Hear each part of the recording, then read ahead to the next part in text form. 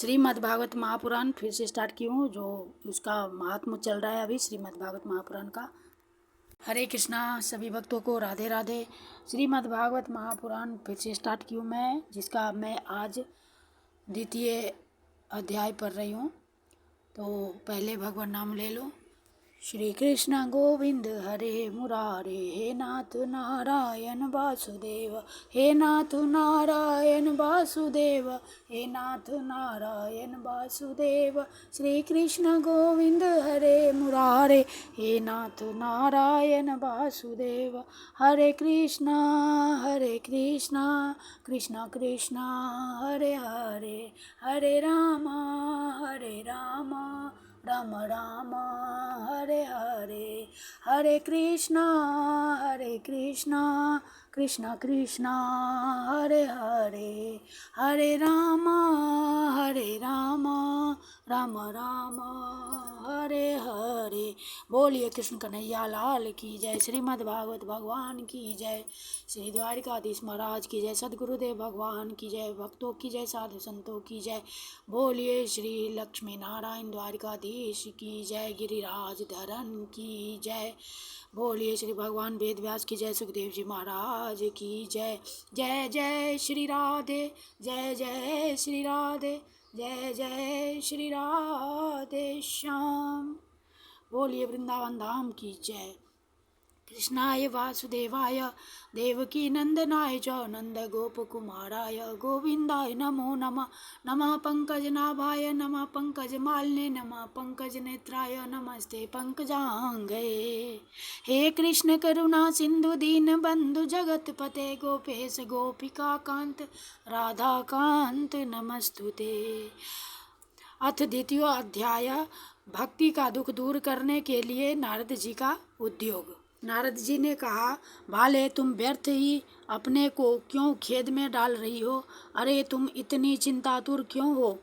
भगवान श्री कृष्ण के चरण कमलों का चिंतन करो, उनकी कृपा से तुम्हारा सारा दुख दूर हो जाएगा। जिन्होंने कौरवों के अत्याचार से द्रौपदी की रक्षा की थी और गोप सुंदरियों को सनाथ किया था, वे श्री कृष्ण कहीं चले थोड़े ही गए हैं। फिर तुम तो भक्ति हो और सदा उन्हें प्राणों से भी प्यारी हो। तुम्हारे बुलाने पर तो भगवान नीचों के घरों में भी चले जाते हैं। सत्य त्रेता और द्वापर, इन तीन युगों में ज्ञान और वैराग्य मुक्ति के साधन थे, किंतु कलयुग में तो केवल भक्ति ही ब्रह्म सायुज्य यानी मोक्ष की प्राप्ति कराने वाली है। यह सोचकर भी परमानंद चिन्ह मूर्ति ज्ञान स्वरूप श्री हरि ने अपने सत स्वरूप से तुम्हें रचा है। तुम साक्षात श्री कृष्ण चंद्र की प्रिया और परम सुंदरी हो। एक बार जब तुमने हाथ जोड़कर पूछा था कि मैं क्या करूं, तब भगवान ने तुम्हें यही आज्ञा दी थी कि मेरे भक्तों का पोषण करो। तुमने भगवान की वह आज्ञा स्वीकार कर ली। इससे तुम पर श्री हरि बहुत प्रसन्न हुए और तुम्हारी सेवा करने के लिए मुक्ति को तुम्हें दासी के रूप में दे दिया और इन ज्ञान वैराग्य को पुत्रों के रूप में तुम अपने साक्षात स्वरूप से वैकुंठ धाम में ही भक्तों का पोषण करती हो। भूलोक में तो तुमने उनकी पुष्टि के लिए केवल छाया रूप धारण कर रखा है। तब तुम मुक्ति, ज्ञान और वैराग्य को साथ लिए पृथ्वी तल पर आई और सतयुग से द्वापर पर्यंत बड़े आनंद से रही। कलयुग में तुम्हारी दासी मुक्ति पाखंड रूप रोग से पीड़ित होकर क्षीण होने लगी थी, इसलिए वह तो तुरंत ही तुम्हारी आज्ञा से वैकुंठ लोक को चली गई। इस लोक में भी तुम्हारे स्मरण करने से ही वह आती हैं और फिर चली जाती हैं, किंतु इन ज्ञान वैराग्य को तुमने पुत्र मानकर अपने पास ही रख छोड़ा है। फिर भी कलयुग में इनकी अपेक्षा होने के कारण तुम्हारे ये पुत्र उत्साहीन और दृढ़ हो गए हैं। फिर भी तुम चिंता न करो, मैं इनके नवजीवन का उपाय सोचता हूँ। सुमुखी, कलयुग के समान कोई भी युग नहीं है। इस युग में मैं तुम्हें घर घर में प्रत्येक पुरुष के हृदय में स्थापित कर दूंगा। देखो, अन्य सब धर्मों को दबाकर और भक्ति विषयक महोत्सवों को आगे रखकर यदि मैंने लोक में तुम्हारा प्रचार न किया तो मैं श्री हरिदास नहीं। इस कलयुग में जो जीव तुमसे युक्त होंगे वे पापी होने पर भी बेखट के भगवान श्री कृष्ण के अभय धाम को प्राप्त होंगे। जिनके हृदय में निरंतर प्रेम रूपिणी भक्ति निवास करती है वे शुद्धांतःकरण पुरुष स्वप्न में भी यमराज को नहीं देखते। जिनके हृदय में भक्ति महारानी का निवास है उन्हें प्रेत, पिशाच, राक्षस या दैत्य आदि स्पर्श करने में भी समर्थ नहीं हो सकते। भगवान तप, वेदाध्ययन, ज्ञान और कर्म आदि किसी भी साधन से वश में नहीं किए जा सकते। वे केवल भक्ति से ही वशीभूत होते हैं। इसमें श्री गोपी जन प्रमाण है। मनुष्यों का सहस्त्रों जन्म के पुण्य प्रताप से भक्ति में अनुराग होता है। कलयुग में केवल भक्ति ही सार है। भक्ति से तो साक्षात श्री कृष्ण चंद्र सामने उपस्थित हो जाते हैं। जो लोग भक्ति से द्रोह करते हैं वे तीनों लोकों में दुख ही दुख पाते हैं। पूर्व काल में भक्त का तिरस्कार करने वाले दुर्वासा ऋषि को बड़ा कष्ट उठाना पड़ा था। बस व्रत, तीर्थ, योग, यज्ञ और ज्ञान चर्चा आदि बहुत से साधनों की कोई आवश्यकता नहीं है। एकमात्र भक्ति ही मुक्ति देने वाली है। सूत जी कहते हैं, इस प्रकार नारद जी के निर्णय किए हुए अपने महात्म्य को सुनकर भक्ति के सारे अंग पुष्ट हो गए और वे उनसे कहने लगी। भक्ति ने कहा, नारद जी आप धन्य हैं, आपकी मुझ में निश्चल प्रीति है। मैं सदा आपके हृदय में रहूंगी, कभी आपको छोड़कर नहीं जाऊंगी। साधो, आप बड़े कृपालु हैं। आपने क्षण भर में ही मेरा सारा दुख दूर कर दिया, किंतु अभी मेरे पुत्रों में चेतना नहीं आई है। आप इन्हें शीघ्र ही सचेत कर दीजिए, जगा दीजिए। सूत जी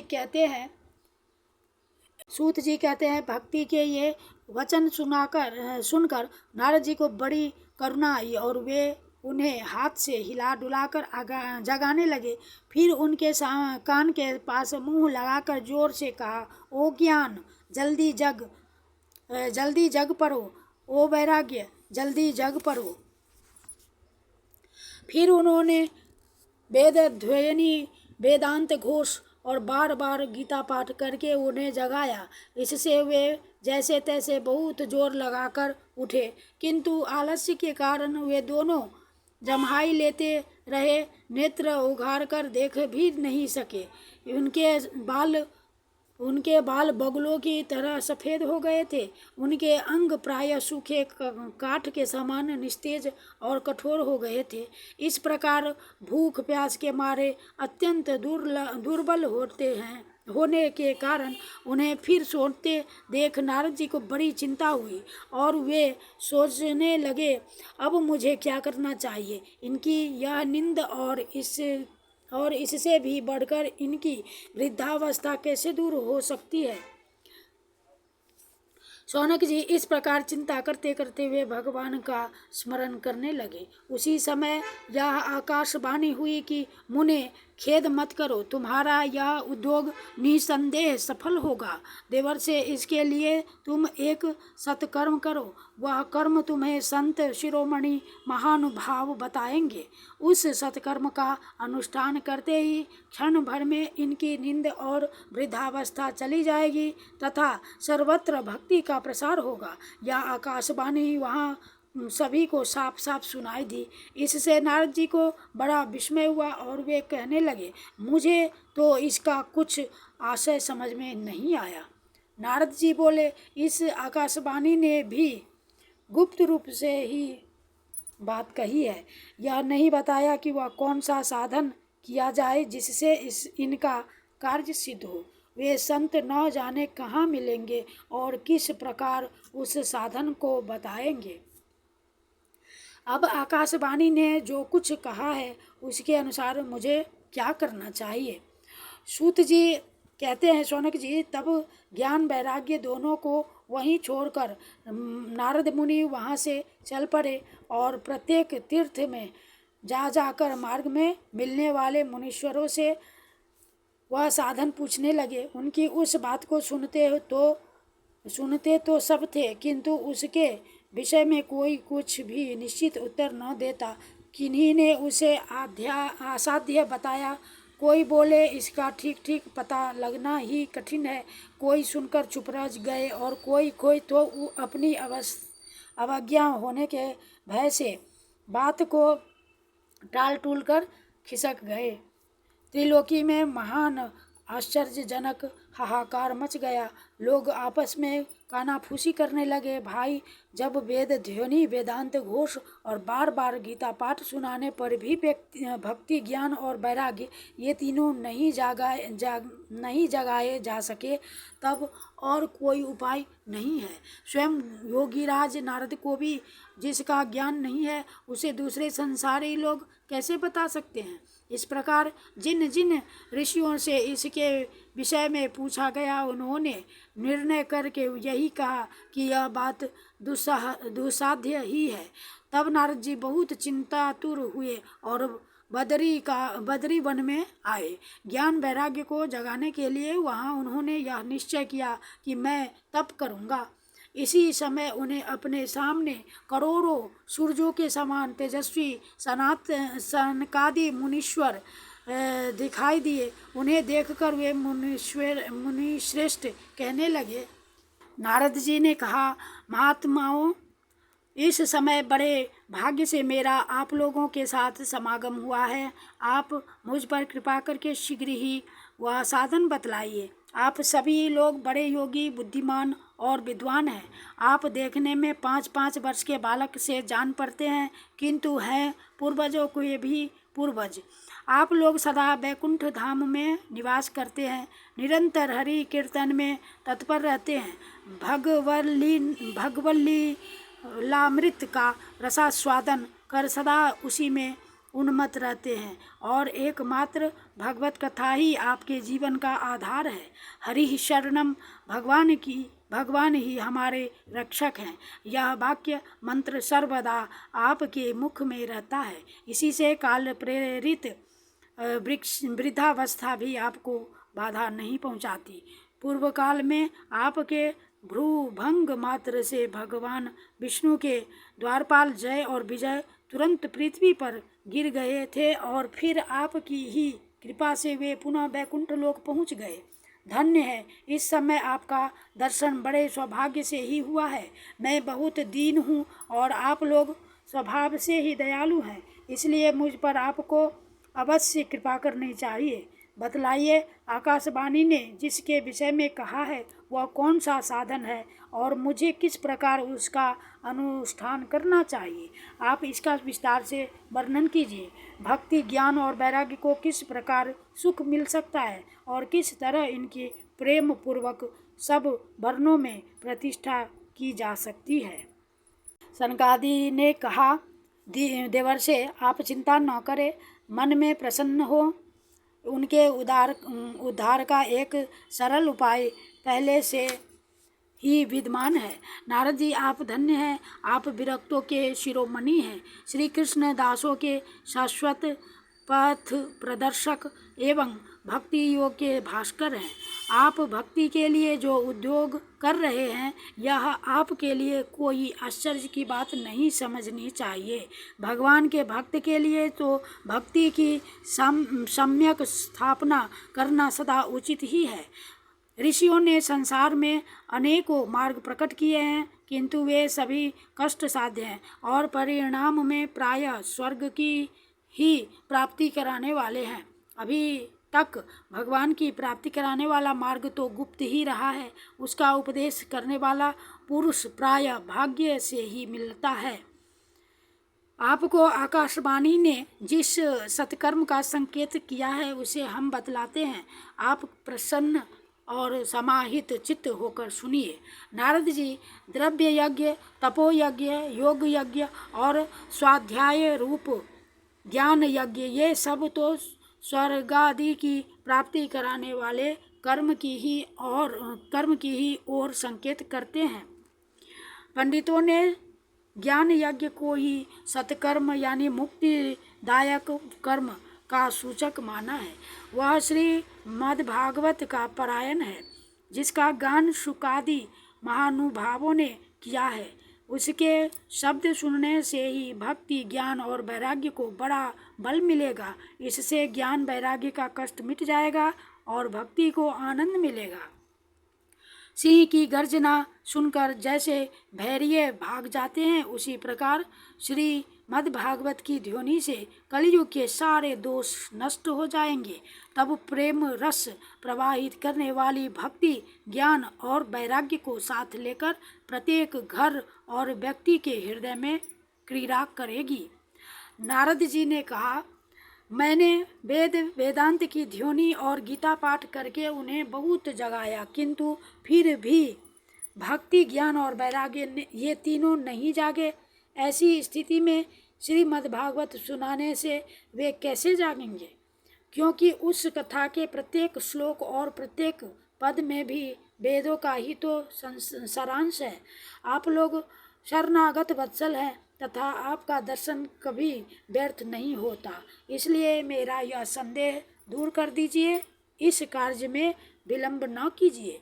सनकादि ने कहा, श्रीमद् भागवत की कथा वेद और उपनिषदों के सार से बनी है, इसलिए उनसे अलग उनकी फल रूपा होने के कारण वह बड़ी उत्तम जान पड़ती है।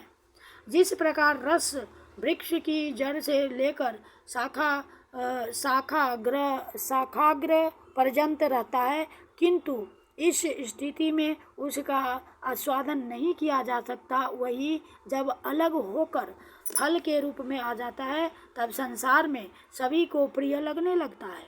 दूध में घी रहता ही है, किंतु उस समय उसका अलग स्वाद नहीं मिलता। वही जब उससे अलग हो जाता है, तब देवताओं के लिए भी स्वादवर्धक हो जाता है। खार ईख के ओर छोर और बीच में भी व्याप्त रहती है, तथापि अलग होने पर उसकी कुछ और ही मिठास होती है। ऐसी ही एक भागवत की कथा है।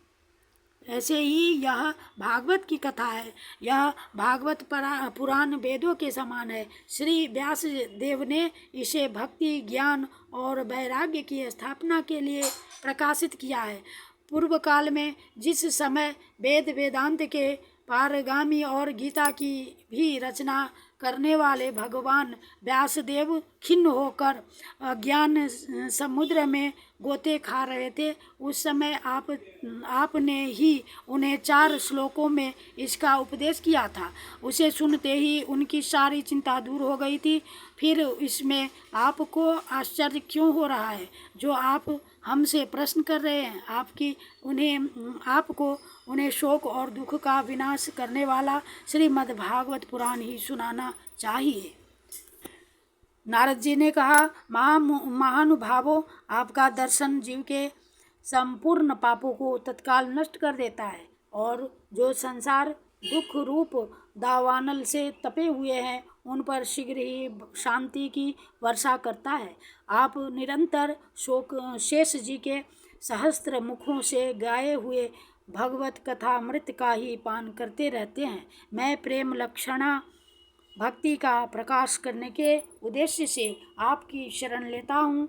जब अनेकों जन्मों के संचित पुण्य पुंज का उदय होने से मनुष्य को सत्संग मिलता है, तब वह उसके अज्ञान जनित मोह और मद रूप अंधकार का नाश करके विवेक उदय होता है।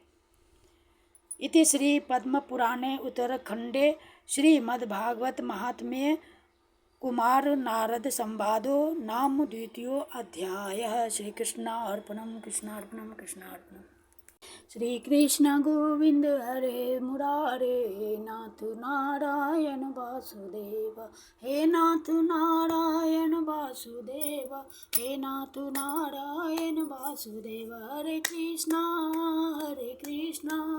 कृष्ण कृष्ण हरे हरे, हरे राम राम राम हरे हरे, हरे कृष्णा कृष्ण कृष्ण हरे हरे, हरे राम राम राम हरे हरे। बोलिए कृष्ण कन्हैया लाल की जय। जय जय श्री राधे, जय जय श्री राधे, जय जय श्री राधे श्याम। श्रीमद् भागवत भगवान की जय। जय श्री गुरुदेव महाराज की। श्री कृष्णार्पणम कृष्णार्पणम कृष्णार्पणम कृष्णान हरे नमः हरे नमः हरे नमः। श्री वृंदावन बिहारी लाल की जय। कृष्णाय वासुदेवाय हरे परमात्मने प्रणतक्लेशनाशाय गोविंदाय नमो नमः।